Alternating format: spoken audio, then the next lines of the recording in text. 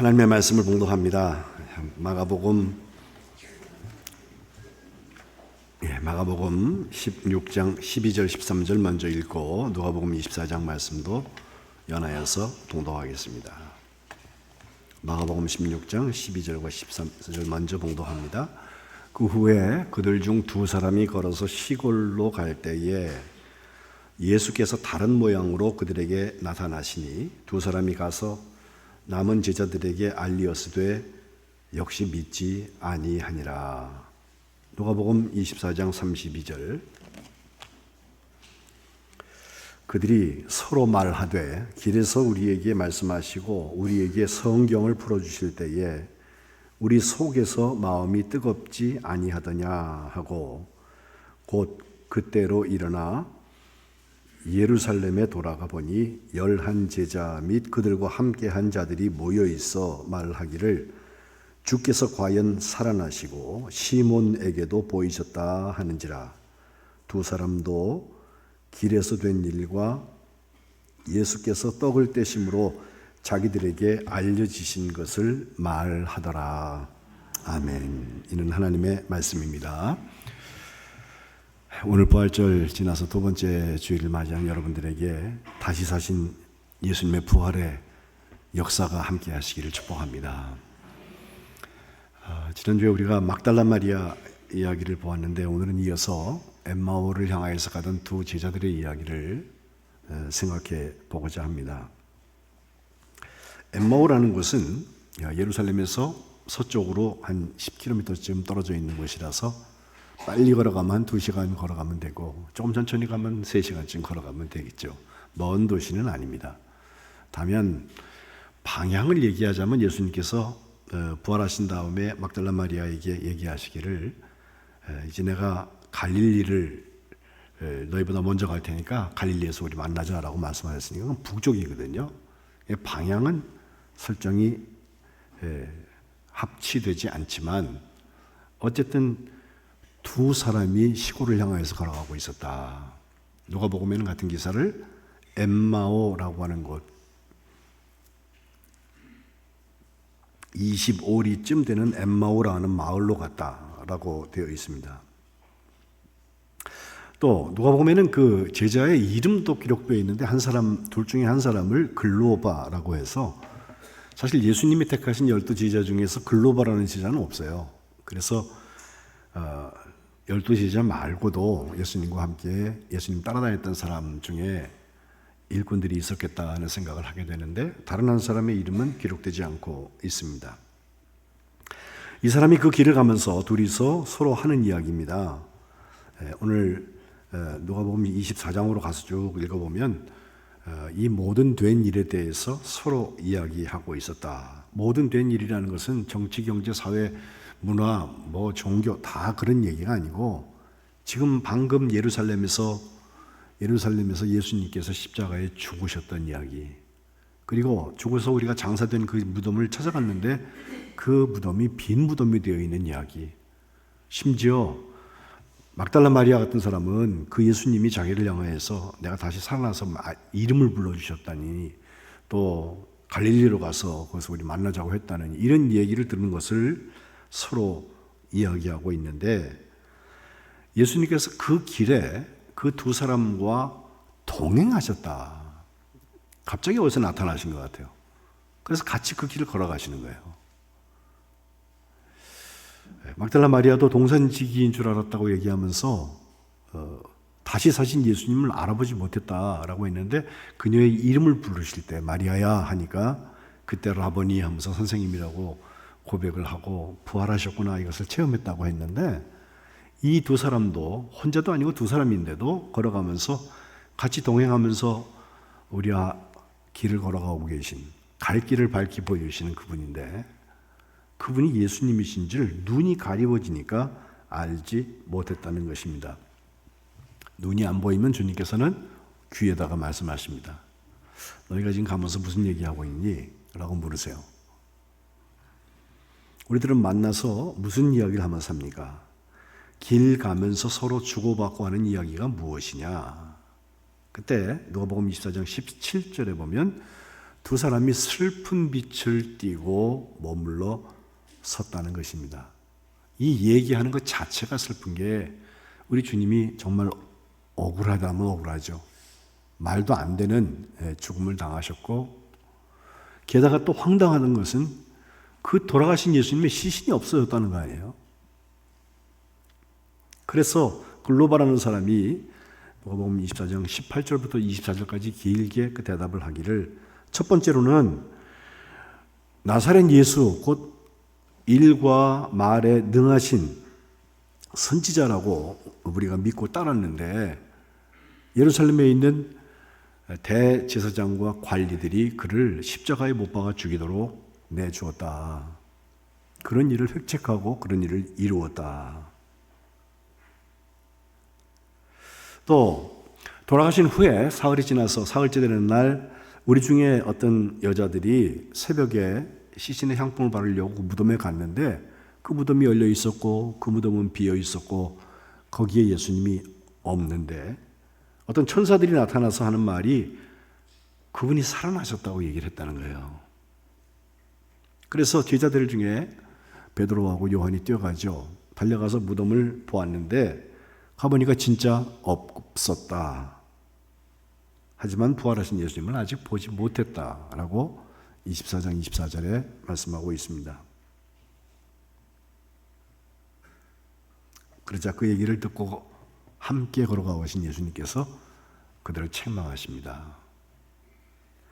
미련하고 선지자들이 말한 모든 것을 마음에 더디 믿는 자들이여. 예수님의 말씀이 합리적으로 다 이해가 되면 믿겠다는 분들이 계시죠? 예. 과학적으로 설명이 되거나 모든 사람들이 동의하면 나도 동의할게요 하는 분들 계시죠? 마음에 더디 믿는 자들이여, 미련한 자들이여 라고 주님께서 책망하세요. 부활도 이게 합리적으로 설명될 수 있는 게 아니잖아요.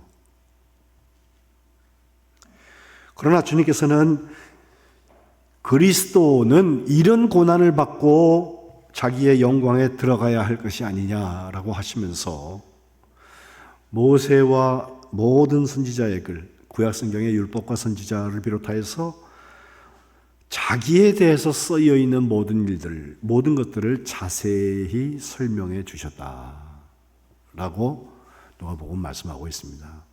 질책하고 책망하고 끝난 게 아니라 이래 미만해서 이렇게 됐다고 예수님께서 설명해 주십니다. 그러다가 보니까 이미 목적지였던 그 엠마오에 도착하게 돼요. 그리고 가만 보니까 예수님은 더 가시려고 하는 것 같지만 그 동행과 달리 우리 두 사람이 볼 때 이제 곧 때가 저물어서 더 어디로 움직이는 시간이 아니다 싶어서 같이 가던 그분, 길게 뭔가 얘기해 주신 그분에게 아직 그분이 예수님인지 알아보지 못하지만 강권합니다. 우리와 함께 유하세요. Abide with me, 영어로 그렇게 말하는데 우리와 함께 거하세요. 우리가 481장 방금 찬송했잖아요. 바로 그 찬송입니다. 주님께서 날이 이미 기울었다, 황혼이 뉘엿뉘엿 넘어가는 것을 보시고 때가 저물어가고 날이 이미 기울었다는 그 이야기에 함께 유하러 그 집에 들어가셨다는 거예요. 이 찬송 481장을 찬송을 지은 목사님인데 라이트라는 목사님인데요. 그분이 목회를 하다가 54살 아직 젊을 때 폐결핵이 걸려서 마지막으로 집례한 예배를 드린 후에 이 찬송 가사를 지었다고 얘기합니다. 그리고 나서 3주 후에는 하나님의 부르심을 받았다. 이 곡을 지은 윌리엄 몽크라는 분도 자기 딸이 3살짜리가 있는데 그 딸이 하나님의 부르심을 받은 후에 이 곡을 작곡했다고 해서 황혼, 인생의 황혼은 54세, 아직 너무 젊잖아요. 우리 교회 나이에요, 딱. 심지어 3살, 이건 너무 어리잖아요. 근데 하나님의 황혼의 시간이 그들에게는 현실로 찾아오는 것을 얘기해서 그 황혼은 빨리 내립니다. 그러니 나와 함께 유하세요. 어둠이 깊습니다. 주여 나와 함께 해주세요. 특별히 다른 사람들이 나를 도와줄 수 없고 내가 위로가 다 사라져버렸을 때 도움 없는 자를 도우시는 주님께서 나와 함께 해주세요 라고 1절 가사가 노래하고 있습니다. 여러분, 우리가 살면서 어떤 사람과 함께 삶을 영위하고 있는지 한번 돌이켜보시기 바랍니다. 뭐 좋은 사람이고 가족이고 아끼는 사람이고 다 사랑하는 사람들이에요. 그런데 그가 주님의 부활하고는 어떤 관계가 있나 한번 보세요. 이 두 제자는 그분이 예수님인지도 알지도 못하지만 우리와 함께 유하세요라고 했을 때 부활의 문들이 열려지기 시작하는 것을 오늘 보게 되는데, 부활과 전혀 상관없는 일에 투자하고 있는 것은 그만큼 그의 삶이 살다가 죽는 삶을 사는 거예요.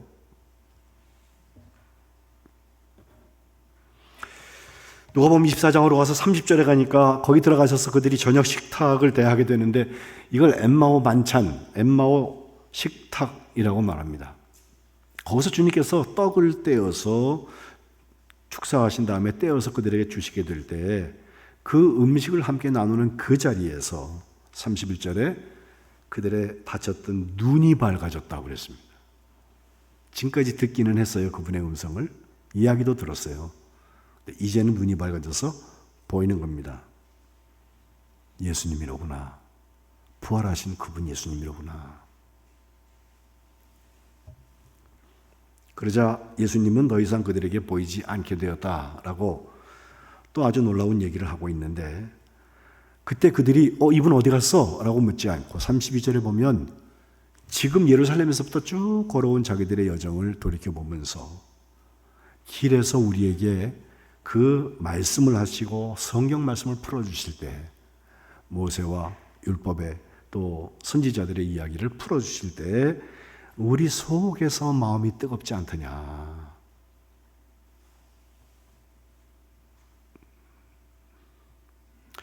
이것을 가장 잘 표현한 그림이 있다면 렘브란트의 그림일 것입니다.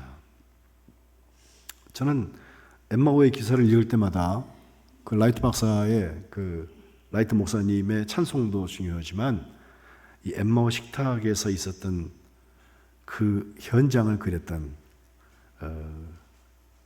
렘브란트라는 그 화가의 그림 두 개가 생각을 떠나질 않습니다.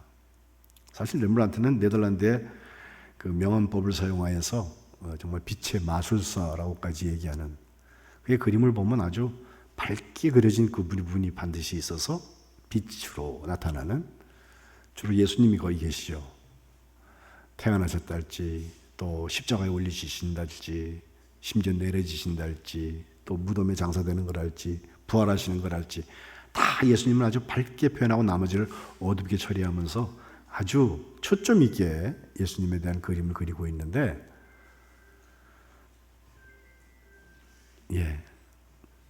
예수님께서 두 번 전화하셨나 보다. 고맙습니다. 예수님께서 엠마오의 식탁에서 경험한 이 이야기, 아니 두 제자가 엠마오의 식탁에서 떡을 떼어 주실 때 눈이 밝아져서 그분이 예수님이로구나 하는 걸 알게 된 이야기, 이것은 렘브란트의 삶과 직접적인 관계가 있습니다.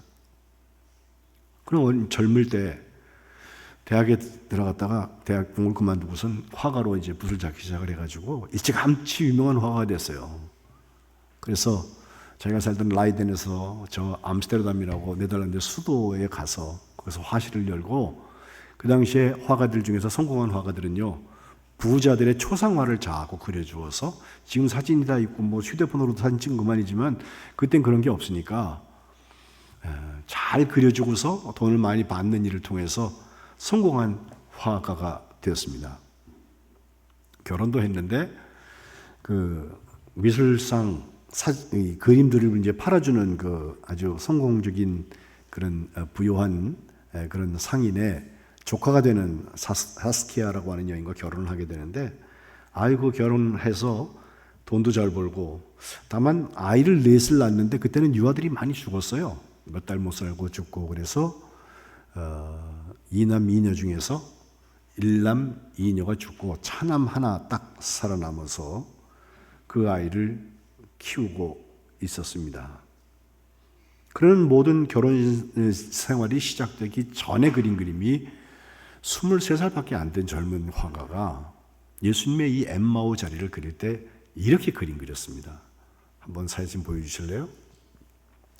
저기 보면은 여러분 세 사람의 사람이 보이실 텐데 저 뒤쪽에 아마 식당이나 여관의 주인이 되는 사람 같이 일을 하는 사람이 보여지고, 그 다음에 이쪽 테이블에 두 사람이 있는 것처럼 보이는데, 저 사진을 직접 가까이, 저 그림을 직접 가까이서 보면 저 파리에 있는 그림인데요, 예수님이 이렇게 뒤로 앉아 계셔서 검게 처리되어 있지만 그 무릎 있는 쪽에 한 사람이 무릎을 붙들고선 까당 넘어져서 의자가 뒤로 벌렁 자빠져 있고, 그리고 예수님께 뭔가 얘기하고 있는 것 같은 그런 장면입니다. 지금까지 몰랐는데 그분이 예수님이다. 그분은 며칠 전에 십자가에 죽으신 분이신데 그분이 지금까지 나를 동행하고 있구나. 이것을 알게 된 사람이 두 사람의 제자가, 하나는 우리를 바라보는 쪽에서 눈이 이만해져 가지고 깜짝 놀라서 저렇게 쳐다보고 있고, 하나는 예수님 옆에서 바닥에 바싹 엎드려서 예수님께 뭔가 기도하는 마음으로 서 있는 장면인 것입니다.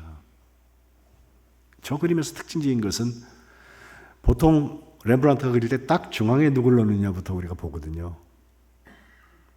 바로 엠마오를 향하여서 가던 그 두 제자 중에 글로바가 아니었을까? 지금까지는 눈에 안 보이던 그분 예수님이 보이기 시작한 그 사람. 특별히 저 예수님은 검게 처리되어 있잖아요. 예수님의 표정이나 예수님이 뭐라고 말씀하셨는지 그거는 우리의 상상에 맡기는 거예요. 이제 그분이 예수님이신 것을, 부활하신 예수님인 것을 알아보는 사람들의 이야기로 저 그림을 그려서 성공가도를 달리고 있던 한 화가가 사람들에게 멋지게 표현했습니다. 그때 보면 뭐 삼손이 머리 잘린 다음에 눈 빼는 작업이랄지, 뭐 또 왁달라 마리아가 극적으로 예수님을 처음 만난 거랄지, 이런 그림들을 주로 많이 그려서 아주 드라마틱하고 아주 극적인 거 있잖아요. 뭔가 반전이 확실하게 일어나는 거, 그런 그림들을 많이 그려서 성공가도를 걷고 있었습니다. 그런데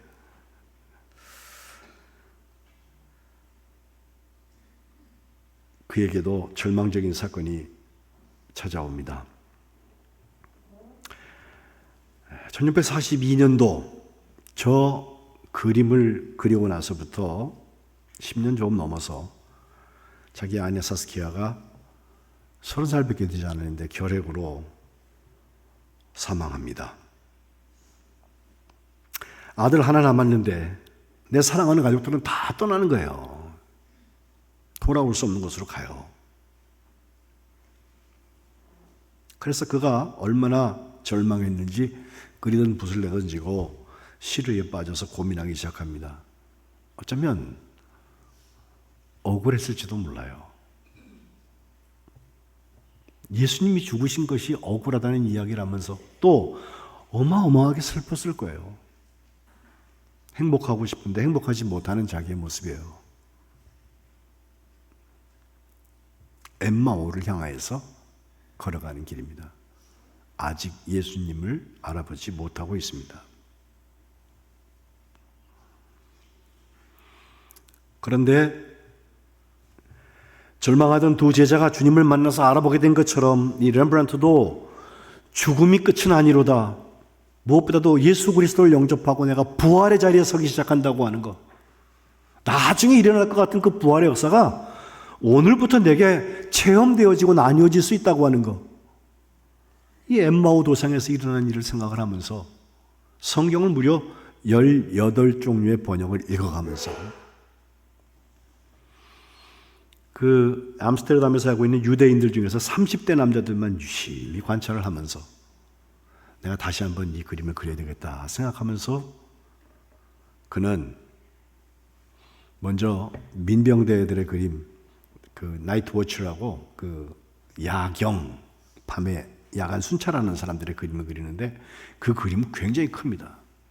거기에 무려 30여 명 이상의 사람들의 얼굴이 쭉 나오고 사람들이 움직이는데 그 그림이 너무너무 좋아서 사람들이 야, 이거 얼마에 팔래? 라고 물었더니 그가 하는 말이에요.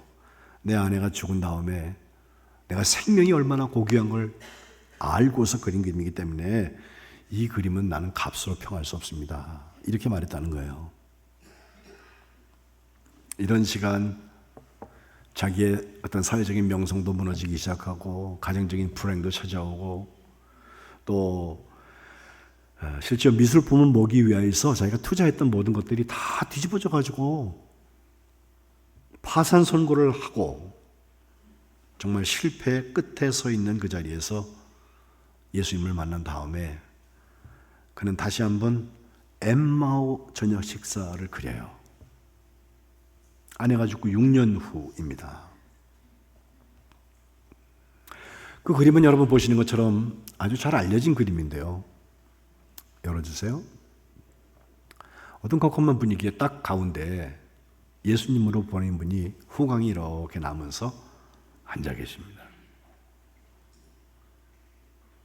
앞에 테이블에는 두 제자들이 앉아서 하나는 등을 돌리고 있고 하나는 우리에게서 옆으로 그 모습을 보여주고 있고 뒤에 웨이터가 어떤 쟁반에다가 음식을 내려놓고 이렇게 가지고 와 있는데 그 양고기였습니다. 그게 자세히 보면 양을 이제 그려서 이렇게 잘라놓은 것을 저 쟁반에 들고 와서 나눠주게 되는데 예수님이 세상 죄를 지고 가는 어린 양의 역할을 감당하신 것을 상징한 것이라고 해석들을 합니다.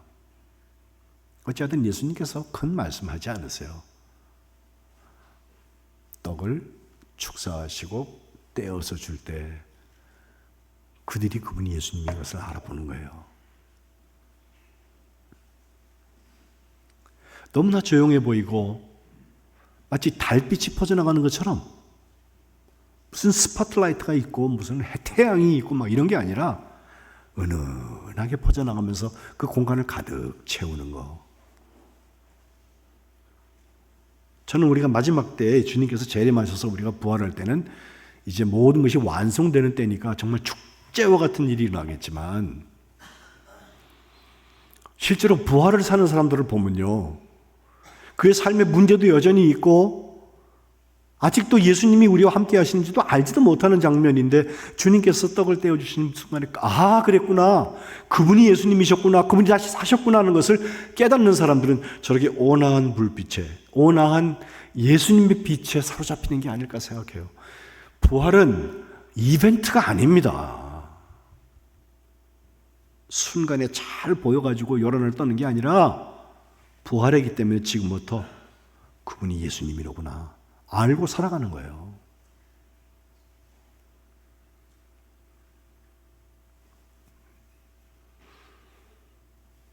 그 이후에 20년을 더 사는데 물론 자기의 가정부로 종사하던 헨드릭이라는 여인과 결혼을 다시 하게 되고 또 그 아들 계속 하나 키웠는데 그 아들이 손주 하나 낳고서 27살에 먼저 죽어요. 이제 아들은 다 없고 손주 하나 남은 상태가 됐는데 그 일이 있은 다음에 그 티투스도 죽고 그 앞에 두 번째 부인으로 하던 그 여인도 죽고 자기 혼자 남아서 63세 좀 넘은 시간에 렘브란트가 하나님의 부르심을 받습니다. 뒷부분에 보면 우리가 잘 아는 돌아온 탕자를 맞이하는 아버지의 그림을 그리잖아요. 그 그림도 보면 정말 그 두 손이 어깨에 이렇게 돌아온 엉망이 되어 있는 탕자의 어깨에 무릎을 꿇은 나이 위에 있는데 한 손은 아버지의 손으로 한 손은 어머니의 손으로 남자 여자의 손으로 달리 그려놓고 부활한다고 하는 게 뭐냐. 아버지의 사랑과 어머니의 사랑을 다 주고 그 사랑의 수고를 경험하는 게 부활이라는 거예요. 아버지 돈 들고 먼 땅에 가가지고 잘난 척하고 살 때, 잘 나갈 때 소위 괜찮았죠? 즐거웠죠? 세상 사람들이 그걸 칭찬하죠? 재밌어 하죠? 인기도 좋죠? 그런데 그것이 다 없어지고 나니까 이 사람은 외톨이가 되고 돼지 쥐염 열매로 배를 채워야 되는, 그나마도 녹록치 않은 삶의 자리 가잖아요. 엠마오 끝일 거예요. 그런데 그가 잘한 거 하나, 아버지 집에 돌아가야 되지 결심하고 돌아간 거. 돌아갔더니 아버지가 기다리고 계세요. 아직도 거리가 먼데 뛰어나와가지고서 그를 끌어안고 반지를 끼워주고 잔치를 열고 바로 복권하는 거예요. 그게 부활입니다. 그게. 아버지 아들이라고 일컬음 받을 수 없어요 라고 어려워하고 있는 그 아들에게 무슨 소리 하는 거야? 죽었다가 살아난 아들이라고. 다시 그를 받아주시는 거. 그게 하나님의 사랑이고 그게 부활이에요. 렘브란트는 그걸 경험하면서 살았어요. 그렇기에 앞에 장사가 잘 되고 세상적으로 정말 모든 것을 누릴 수 있었던 때가 그의 삶의 부활의 자리가 아니라 엠마오에서부터 이제 돌아오는 자리, 그리고 돌아와 보니까 그 두 제자 말고 나머지 제자들 중에 어떤 사람은 오늘 마가복음에 있는 말씀대로 하면요, 역시 믿지 않았다고 그랬어요. 역시라고 하는 말을 쓴 이유는 그 앞에 막달라 마리아가 갔다 와서 예수님이 나를 만나셨다고, 그분이 다시 살아나셨다고 얘기하는데 그 말을 사람들이 믿지 않아요. 쟤 조금 이상하게 된 거 아니야? 예전에 쟤 7 귀신에 들렸던 애야? 이렇게 생각하는 거예요. 마찬가지로 두 사람이 어디 갔다가 돌아왔는데 예수님을 길에서 만났다고 하고 무슨 떡을 떼는데 예수님이 보여줬다고 하니까 안 믿어요, 사람들이. 그런데 누가복음을 가보면 조금 달라집니다. 그때부터 예수님이 제자들을 만나시기 시작하기 때문에 시몬에게도 보이셨다. 주께서 과연 살아나셨다고 말하는 사람들이 생기기 시작하는 것입니다. 이 사람들은 조용히 그러나 진실되게 주님의 부활의 현실 앞에 서게 됩니다. 오늘 우리가 오후 예배 시간을 좀 늦추어서 함께 장로님들 취임을 축하하는 예배를 드리게 되는데, 여러분 다 오세요. 교회 이벤트가 되었으면 좋겠어요. 근데 그 이벤트가 잠시 있고 지나가고 사진 찍고 역사에 한 줄 쓰는 게 아니라 엠마오로 갔던 사람들이 돌아와서 부활을 누리는 자리가 되기를 주님의 이름으로 축복합니다.